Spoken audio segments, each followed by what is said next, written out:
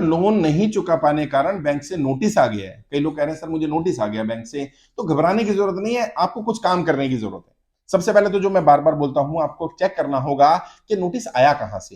ये बैंक का नोटिस है, वकील का नोटिस है, या एक कोर्ट का नोटिस है, क्योंकि तीन तरह के जनरली नोटिस आते हैं। बैंक के नोटिस पर लिखा होता है बैंक का नाम, अगर बैंक का नाम लिखा है तो सीधे सीधा ऊपर बैंक का नाम लिखा होगा, यानी बैंक के लेटर हेड पर है, वो बैंक का नोटिस है। अगर वकील का लिखा है, एडवोकेट लिखा है, वकील लिखा है, तो इसका मतलब वो वकील का नोटिस है। और अगर लिखा है न्यायालय, कोर्ट, तो वो कोर्ट का नोटिस है। अब तीनों नोटिस के जवाब अलग अलग तरीके से देने हैं। अगर बैंक का नोटिस आया है तो इसके लिए आप खुद जाकर के बैंक में जवाब दे सकते हैं, रिटर्न में जवाब देना है। बैंक जब भी कोई कम्युनिकेशन आपसे करता है तो रिटर्न में करता है, आपने भी कम्युनिकेशन रिटर्न में करनी है। बैंक आपको लोन नहीं पे कर पा रहे हैं तो आपको बोलेगा आपका इतना आउटस्टैंडिंग है, आपने ये ईएमआई पे नहीं करी है, इतना आपका सरचार्ज लगेगा, ये लगेगा, वो लगेगा। जो बैंक ने लिख कर दिया, आप उसके जो जो जवाब देना चाहें वो जवाब दे सकते हैं।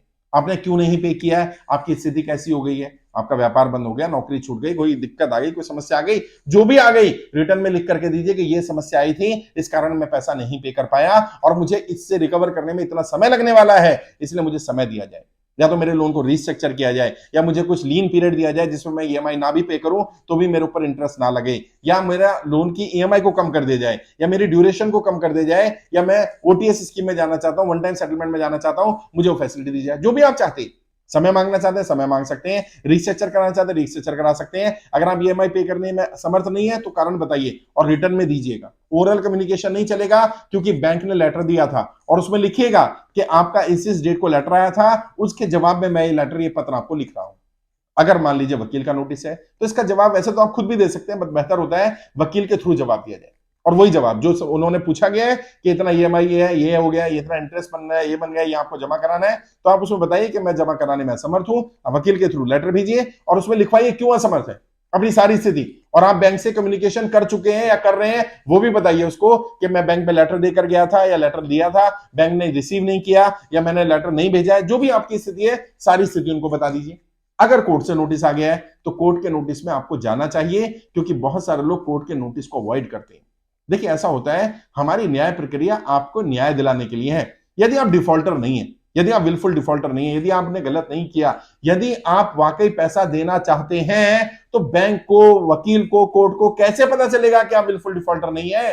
आपको जाना पड़ेगा। आप जाइए, अपनी बात रखिए, कोर्ट में जज साहब होंगे, जज साहब से रिक्वेस्ट करिए, उन्हें अपनी स्थिति के बारे में बताइए कि आप क्यों नहीं लोन पे कर पाए, आपके साथ क्या क्या परिस्थितियां गुजरी और कब तक आप लोन पे कर पाएंगे, कितना समय चाहिए। जज साहब भी आपको समय दिला सकते हैं, वहां पर आपकी ईएमआई को कम करा सकते हैं, आपको सेटलमेंट के लिए भेज सकते हैं, आपको कुछ लीन पीरियड दिला सकते हैं, बहुत सारी विकल्प वहां भी मिल जाएंगी। लेकिन भागना नहीं है।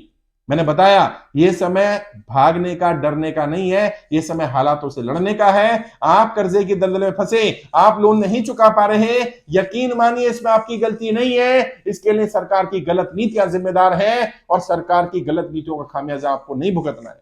आप मैं बार बार बोल रहा हूं, आप भी बैंक से कम्युनिकेट करें तो ओरल कम्युनिकेशन आकर के रिटर्न करें, जो नोटिस आया है नोटिस का जवाब दें। घबराना नहीं है, भागना नहीं है, परेशान नहीं होना। फिर भी कोई दिक्कत आ रही है तो यहाँ वीडियो के डिस्क्रिप्शन जाइए, मेरे फोन नंबर मिल जाएंगे, मेरी टीम से संपर्क करिए।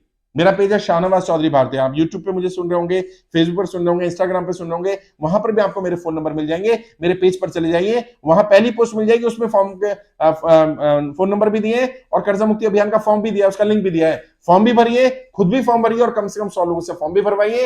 एक एक व्यक्ति का 1-1 रुपया कर्जा माफ करवाएंगे। नोटिस आया बैंक से, बिल्कुल घबराने की, डरने की, परेशान होने की जरूरत नहीं है।